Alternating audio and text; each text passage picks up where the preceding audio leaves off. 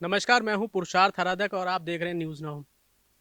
ईद के इस मुकद्दस मौके पे आज हमारे साथ वो शख्सियत मौजूद हैं जिनके लिए धर्म और जाति से सबसे बड़ा है इंसानियत। और वो उत्तर प्रदेश के एक बहुत बड़े राजनीतिज्ञ भी हैं। चाहे मुजफ्फरनगर का कांड रहा हो या बिसाड़ा का कांड रहा हो, उन्होंने हमेशा इंसानियत को तवज्जो दी है। हमारे साथ मौजूद हैं समाजवादी पार्टी के नेता आशू मलिक जी। आशू जी, जैसे अभी हाल फिलहाल में जो आज़म खान साहब के साथ जिस तरीके से का व्यवहार हो रहा है, उसे देख के आपको क्या कहना चाहते हैं? क्या लगता है आपको?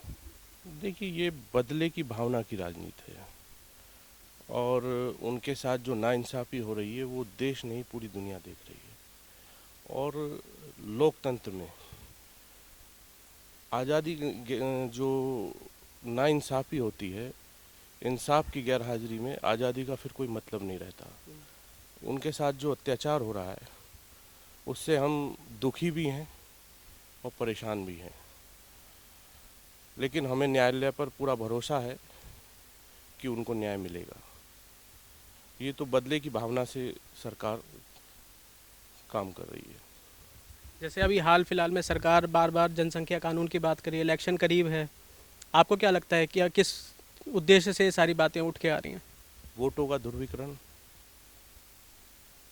ये अभी क्यों याद आया इनको और क्यों लाना चाहते हैं? एक चीज़ समझ नहीं आती। ये तो सरकार सबसे ज़्यादा आस्था को मानने वाले धार्मिक लोगों की है। वो कुदरत के नियमों को बदलने की, जीवन और मृत्यु तो उसके हाथ में है। जीवन और मृत्यु तो उसके हाथ में है। तो हमारी समझ में तो नहीं आया ये भी। तो इसका मतलब ये है कि जो देश की आबादी बढ़ती जा रही है, इंफ्रास्ट्रक्चर पे उसका लोड बढ़ रहा है।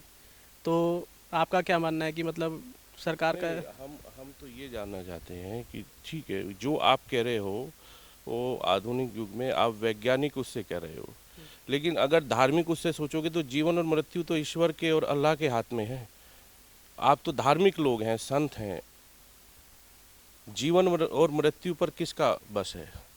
ये फैसला तो कुदरत का है। ये हम कैसे किसी को हम कैसे ये कर सकते हैं?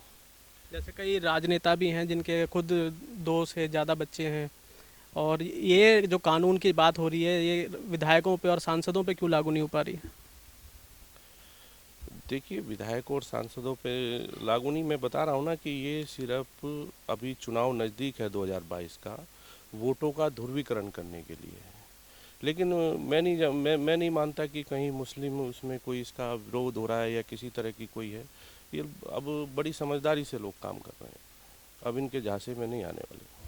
जैसे अभी किसानों का मुद्दा चल रहा है, पिछले 8-9 महीने से किसान धरने पे बैठे हैं, सड़क पे बैठे हैं, चाहे धूप हो, सर्दी हो, गर्मी हो, बरसात हो।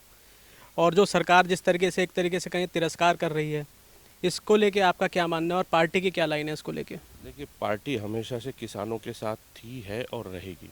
और ये बहुत ही दुर्भाग्यपूर्ण घटना है कि जो देश का अन्नदाता है, जो कोरोना काल में भी जिसने खेतों को नहीं छोड़ा और पूरे देश को जो अन्न उगा करके दे रहे हैं, वो आज सड़कों पर बैठे हैं। एक देखिए, किसानों की बात करने वाली समाजवादी पार्टी के अलावा कौन है?